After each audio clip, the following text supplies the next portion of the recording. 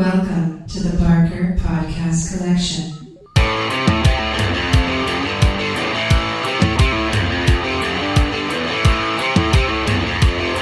I suck, you suck, I suck at Call of Duty.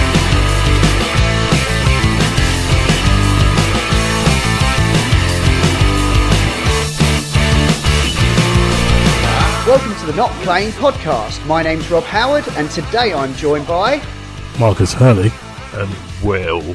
There was the news earlier in the year that EA cancelled their open world Star Wars game. To be honest, the story did go on to develop a little bit, and basically the word is that in that game it was an open world game in which you were going to play as a scoundrel or bounty hunter who could explore various open world planets, work with different factions, etc. However, EA decided they wanted a game that would come out sooner than that because it was likely not going to come out until well into the next generation of consoles. They'd lost their license So, to Disney. Well, yeah, I suppose possibly. Yeah, they need. Yeah, that. So there may have been pressure from Disney in that regard.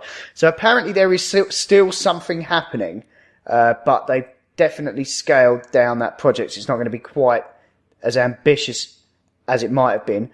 We've also got a game coming from Respawn at the end of 2019.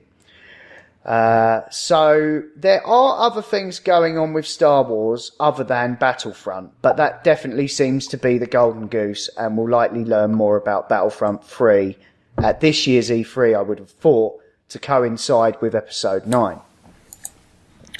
But it just kind of got us thinking about Star Wars games in general, Star Wars games that we've enjoyed in the past, and what we might like to happen to the Star Wars license should EA hopefully lose the license.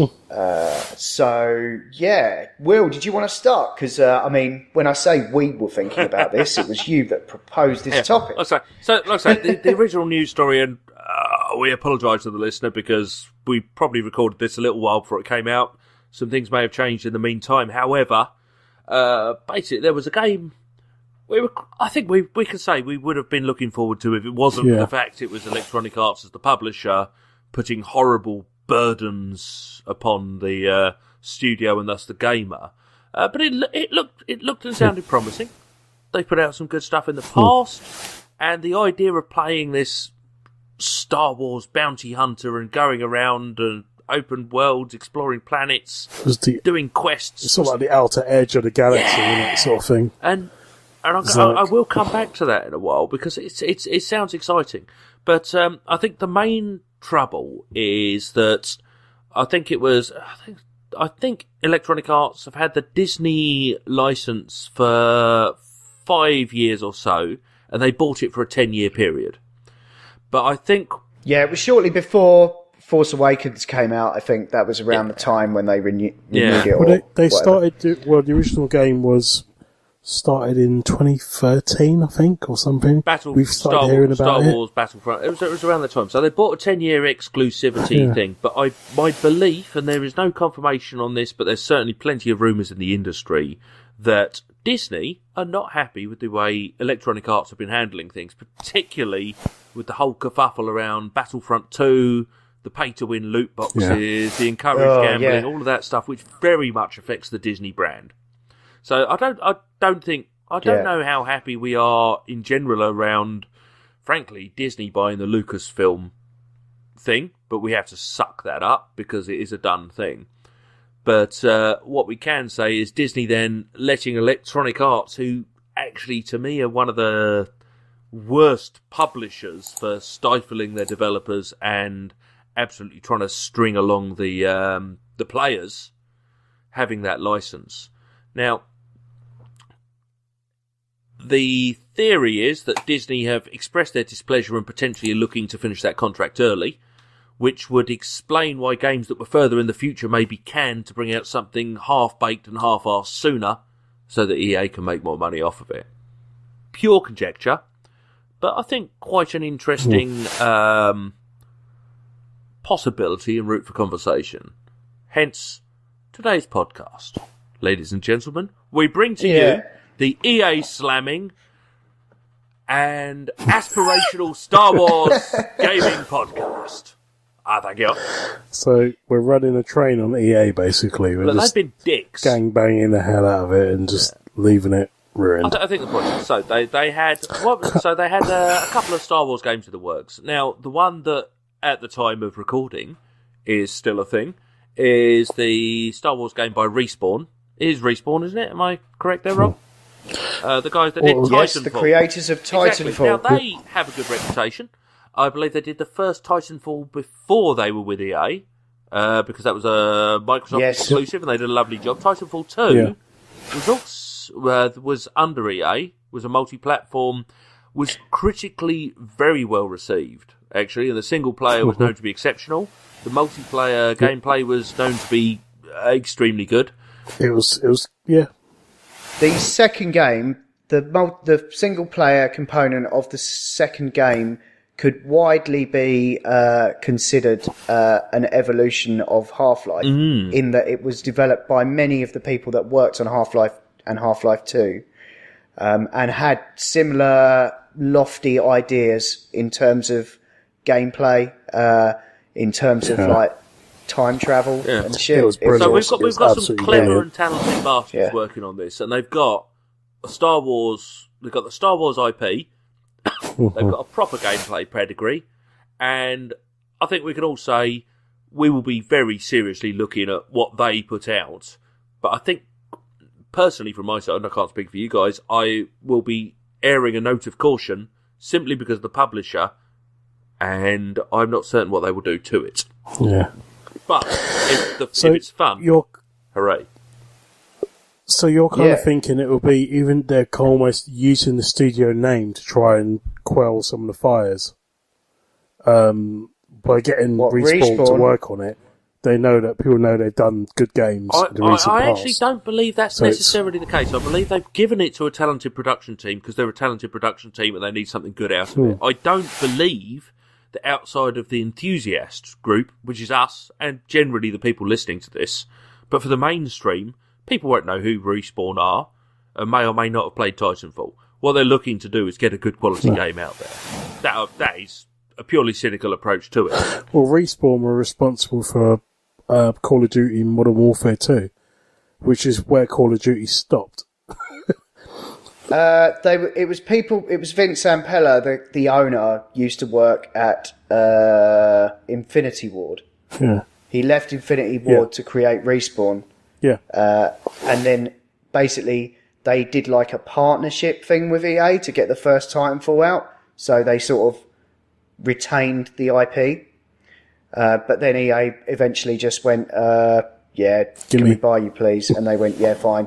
And then they also went, we've got the Star Wars license. Would you like to make a Star Wars game? And they went, oh, yes, please. That sounds cool. That sounds like something we could do. And all of that stuff is fine. So I believe it's... Yeah, I believe it's a two-way street. I don't think EA has forced them to make a Star Wars game. I don't think such a thing is really possible for any studio would clearly love to get their hands on it. You look at your typical software developer, and there will always be exceptions to the rule, but I reckon if you say to a typical software developer, would you like to be able to do something with the Star Wars IP? Most of them will not turn around and say, I don't really like Star Wars, to be honest. Yeah. No, it's just a thing that you would do. I mean, it's great. That's fine. I mean, before we get too late into this, I wouldn't mind just maybe reminiscing on some of our favourite Star Wars games so far. I'll start by saying that basically Knights of the Old Republic is one of my favourite games of all time. That was the BioWare. It was indeed, yeah. So same teams that did things like Icewind Dale, Neverwinter Nights, and moved on to do the Dragon Age and Mass Effect. Am I right? Yeah, that's correct. Yes. Knights of the Old Republic was like the transition of that. I played it when I was at uni, and I would play it until 4 a.m, just like pondering the some of the moral sort of choices philosophical and all of that stuff. Yeah, because it was like light side, dark side, and that all had an effect on your character and what abilities you could have. There was also one of the best twists that there has ever been in a video game, in my opinion. And I just loved the whole, like, having the ship flying about. And obviously a lot of that they brought into Mass Effect and the Dragon Age games. But for me, I don't Knights of the remember Old the Republic spaceship in was like... Dragon Age. Oh, no, there were dragons. And there was a camp, I think, was the equivalent. Oh, flying that camp around, it was brilliant. Yeah. I got so into Knights of the Old Republic. There was a second game made by Obsidian. I don't think they had quite the amount of time and resources to spend on it, unfortunately. But I still played it and enjoyed it. I think it was one of the first BioWare games outside that was like in a proper 3D engine. Because Neverwinter Nights was 3D, but it was very much construction set. I think Neverwinter Nights... I thought Neverwinter Nights was after Knights of the Old Republic. Maybe it was. I think it went sort of Icewind Dale and then Knights of the Old Republic, but I could be wrong. No, because Icewind Dale was done by Black Isle. Sorry, you're right. It was kind of a separate... But they used the BioWare technology. What was the one... Oh, Christ. It makes for terrible dead air on a podcast when I can't remember it and no one... can remember the thing I'm talking about, which was the precursor to Icewind Dale, the classic. Baldur's Gate? I think it was in Baldur's Gate. Maybe. But anyway, it was a wonderful game. Now, you see, for me, there's always been Star Wars games. One that particularly stuck with me, which was a silly little game, it was called Jedi Knight, Jedi Academy. And the whole story was... you're basically a Padawan, a trainee Jedi, whatever you were, and you start off in Jedi school and it all goes wrong, and you've got Master Skywalker's teaching you, but then you get this choice. But as you develop your Force powers, you select from kind of light and dark side ones, and actually the dark side ones have much better stuff, and your lightsaber changes colour, but the lightsaber fighting was fantastic. And we're talking around the same era as... I was probably playing it around the same time as Morrowind, for example. So we're talking like early 2000s. And this was some of the best... I think it was first-person shooter combat. Might have been third-person, I can't even remember. But I do remember just going through this plot, and depending on whether you went light side, dark side, you had different consequences. The game managed differently. It was quite a good, fun story. But the best thing was... going dark side, using the whole force choke thing that Darth Vader used to use, and getting to throw people over cliffs. Yeah. It was deeply satisfying. There were lots of Star Wars games out. It was great. And now... Was that the one... Was that the one where with Carl Katarn, was he the main character in that Jedi Knight? Rings a bell, but I couldn't tell you why, to be honest. Yeah, it was super fun. I remember, like, you really got to use all your abilities and things. You really felt like a Jedi. It was genuinely good. But I mean, even going right back, there were always the games around it. It just feels since EA took on the license, we've had basically Battlefront 1 and then the Battlefront 2. So that's been nice in 5 years. Actually, go on, Marcus. To be honest, I haven't really played many of the Star Wars games. I missed the old Republic ones and stuff. Ooh. Boo. I did play, funny enough, Battlefront on the PS2. Oh yeah. So how was that? It was 2004 Battlefront. Yeah, I remember Patrick, who formerly was Parish. Great. He always used to be really impressed with the way that you could get, like, it was like a really old game, but you could be on the ground and then get in a ship and then fly right up into space. Yes. He always said that was quite impressive. Yeah. Or if you were fighting loads of people and there were stormtroopers coming at you, you jump in and at that and take them out. And if your mate was playing split screen, they could jump in too and take one of the turrets. Oh, you know what? What? So, working on the... Playing that with my brother was brilliant. Working on the Titanfall basis, this is the sort of thing I would like to see in the Respawn game, is almost that. So you got this. You look at the Titanfall, the cool mech thing. This gorgeous. You build it up, and this enormous thing comes down. You jump into it, and you can almost imagine this ability to transition and get in, not necessarily the Millennium Falcon, but hop into a TIE fighter or an X-Wing, depending on how you're playing. Yeah. Jump up, zoom in, continue the battle for the planet. I think that sort of stuff could be really, really cool if controlled rightly. Or keep out the spaceships and just go for the various walkers, the various battle-type vehicles. I think that could be incredibly good. It was really... I mean, obviously it was limited by the hardware at the time. And oh, yes. The only reason why it has warm fuzzies for me is because I played it with my younger brother. So we used to literally either go on opposite sides or the same side. And this is something about... I know it was back in the PS2 and it couldn't do a lot compared to now, but jumping in a fighter and flying into a Star Destroyer... jumping out of that fighter as it flies into other parked TIE fighters and takes them out, and then running around the Star Destroyer hitting people. There's limited areas you can go in, and then sort of stealing another one and getting out when you've blown up that Star Destroyer. Yeah, I mean, I used to like the old X-Wing games, TIE Fighter, X-Wing Alliance. Yeah. I used to love all that. I wish they'd just make another one of those, to be honest. And I feel like they really missed an opportunity there because there was a big... Isn't it? Yeah, well, there was a big sort of re-establishment of that genre, like with Elite, and well, I know we still haven't got Star Citizen, but that's never coming out. So, but at least it renewed the interest in that genre to some degree, and I really think they missed a trick. They could have definitely done an X-Wing game.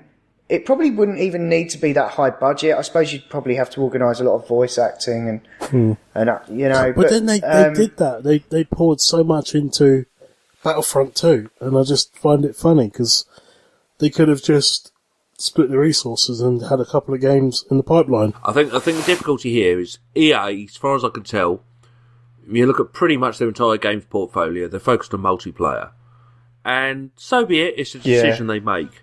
But I think. What you also want, and even what I was describing a short while ago, the Titanfall stuff, jumping into spaceships, all of that stuff, that's all multiplayer, mass, loads of people online fighting against each other. What they did do, and they appear to have entirely cancelled now, was the single player experience, their Dragon Age-esque type experience, which was it Amy Hennig? Who worked on the Uncharted series, all of that stuff. Yeah, that's what this open world game turned into, because that was the thing. I think the problem is there's no getting away from the fact that single player games cost a lot of money, and they only have a very finite, shelf life, exactly or like financial ceiling. They only have a very finite version of that, so and that's why DLC is a thing, because it's seen as a way of capitalizing on or expanding a single player experience, particularly when the DLC is downloadable content. It used to be you could buy the expansion pack, it was another CD, which I had for the Elder Scrolls one. Right. Now you buy the original game, but you can only buy the expansions online, and actually that's fine. I don't have an issue with that particularly. I don't mind DLC. I find it optional. I got the Spider-Man DLC because I really liked the original game and I really wasn't done with it. Yeah. But you see, I wanted to go back to it, especially because of Spider-Man Frenzy at the end of last year. But you see, what I really, really want. So, tell me what I really want. I want a good quality single player Star Wars game. Zigga Zigga. That as well. Yeah. But no, what I really want is a good quality single player Star Wars game. Don't care if it's open world, don't care. I mean, what I would like to see, for example, so we go back to Jedi Knight, Jedi Academy. Now, if you gave that sort of concept, the growing skill sets, the leveling up, the action RPG, you gave that to a company like Platinum, for example, who've done the Bayonetta games and all of that crazy shit. Now, you imagine if they were given the IP and the lightsabers and all of that stuff, and the Force powers, what they could do. You look at the Devil May Cry stuff on that. Now, I think if basically Star Wars is big enough for everyone to have a bit of love. Yeah. That's what I'd like to see. I'd like to see a really quality Star Wars game built by a studio properly experienced in that sort of game. I think that could be a wonderful thing. What I'd also... I just think that in order to have the pockets to make a really compelling single-player game, you need to sell it to, like, either... It needs to be a major studio that's willing to take more chances, or it needs to be a platform holder like Sony, who are willing to... Exactly that. You know, who've got other revenue streams to, you know... I think Star Wars is as big an IP as Spider-Man, right? Bigger. In and of itself. Sony didn't take a chance on Spider-Man.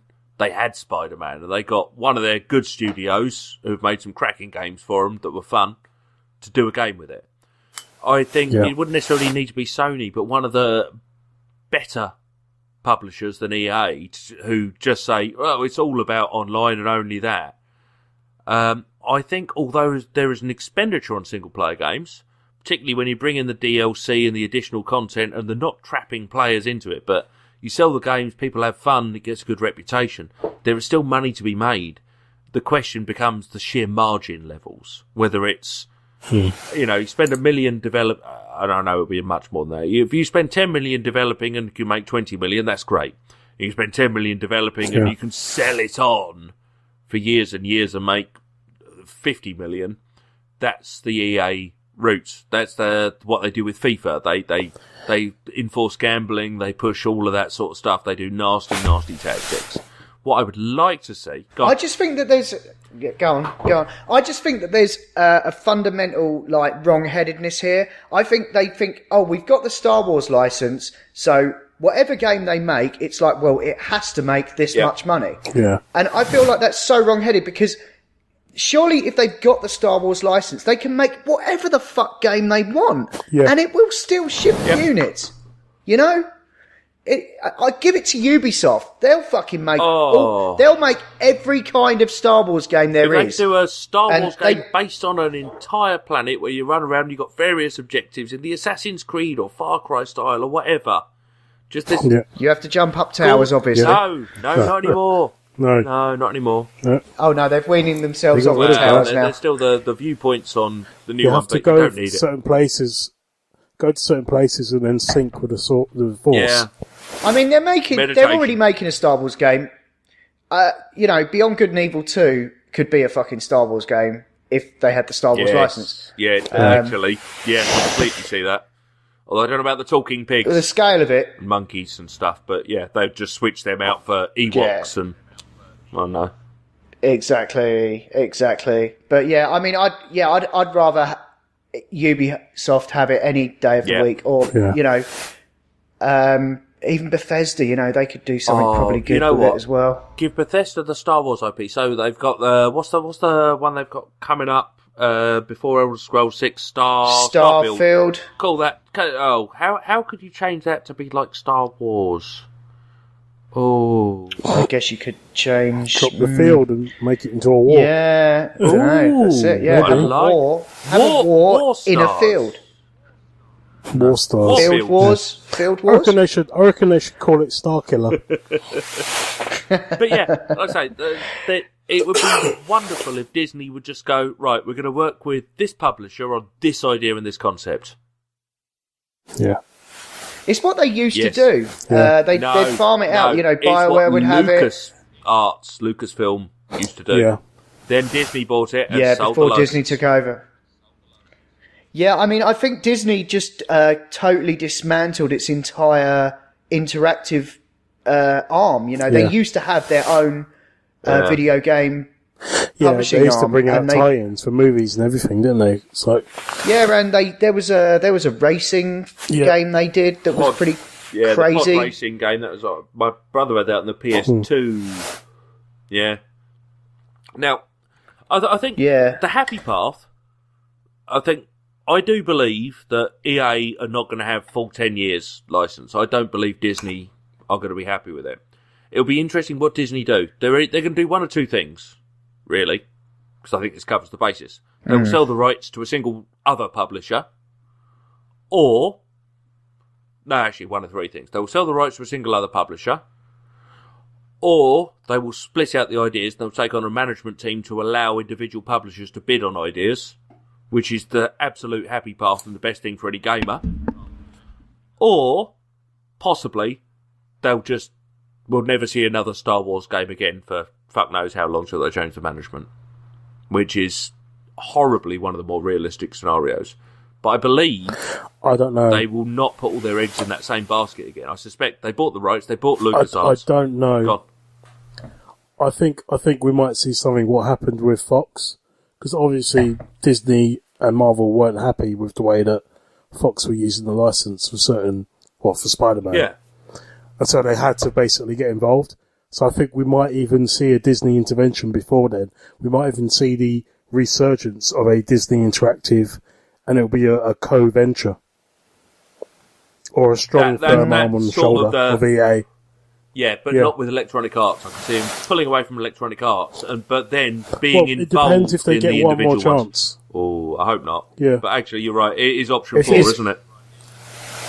Here's a curveball. What about if they Netflix have started to get into this? What about if they leverage Disney Plus into an online gaming platform? Similar to what Chrome might be working on. If they somehow got involved in that technology. As in separate to PC, separate to PS4, their own platform that had Star Wars IPs. Yeah, because, I mean, it could start off with fairly small-scale stuff, but, I mean, we're talking, like, quite a way down the road here. By the time their relationship ends with EA, you know, Disney could be putting out Telltale games, you know?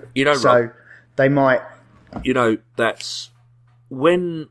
So we, last week, whenever the previous one went out, at the end of it, we were talking about generations and saying next one's PS5 and the whole thing about generations coming out. When we get to the point where streaming becomes the main thing on video games, so we are platform agnostic effectively at that point.